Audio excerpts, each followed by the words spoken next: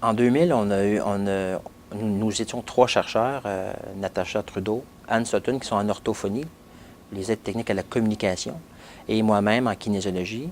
Et depuis 2000, on a pu recruter Phaedra Royle, qui est en linguistique, qui travaille dans l'équipe d'aide technique à la communication et dans tout l'aspect communication. Et on a recruté récemment un chercheur en contrôle moteur, en contrôle du mouvement, qui s'appelle Martin Lemay, qui va effectuer des recherches dans le contrôle, l'apprentissage du mouvement, comment le guidage de la vision pour des tâches de préhension et ce type de recherche-là.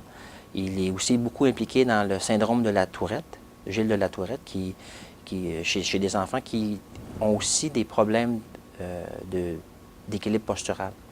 Alors, on déborde un peu du côté communication et d'éthique reliés à la maladie de Gilles de la Tourette, mais on regarde aussi d'autres aspects moteurs pour essayer, encore une fois, de dépister les jeunes de façon précoce et d'amener de nouvelles façons de nouveaux traitements thérapeutiques. On sait qu'on essaie aussi d'intéresser nos cliniciens à la recherche.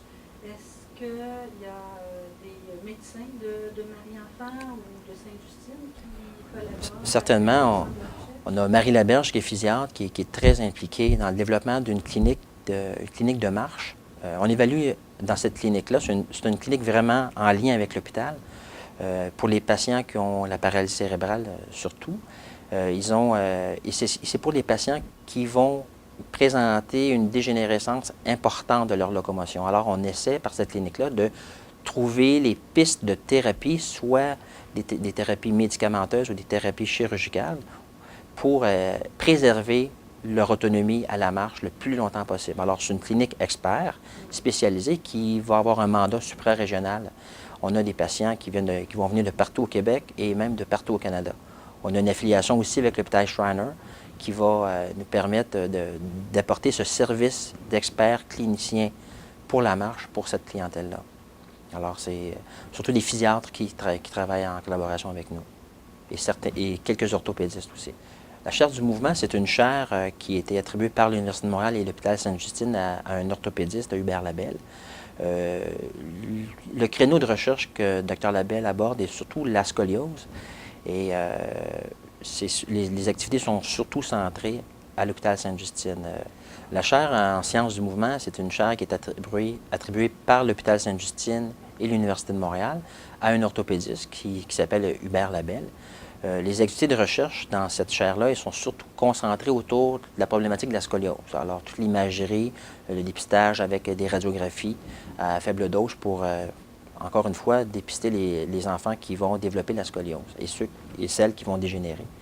Alors, nous, on espère que dans un avenir très rapproché, on va avoir une chaire en réadaptation pédiatrique qui serait une première au Québec, qui nous permettrait avec le financement de cette chaire-là, de promouvoir des activités de recherche à l'intérieur de la réadaptation pédiatrique et d'essayer aussi de recruter de nouveaux chercheurs pour consolider l'équipe qui est déjà en place. Marie-Enfant, c'est un site exceptionnel de collégialité avec les cliniciens.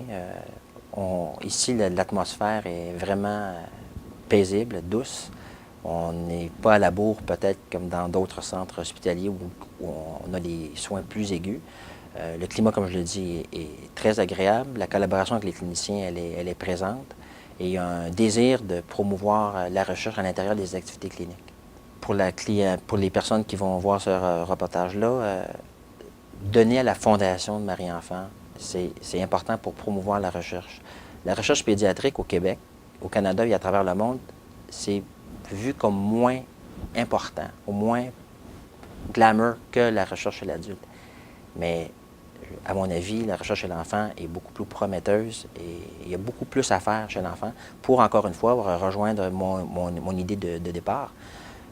Améliorer la qualité de vie chez l'enfant, c'est 80 ans de vie autonome et agréable. Alors, ça vaut la peine de donner généreusement aux fondations qui appuient la recherche chez les enfants.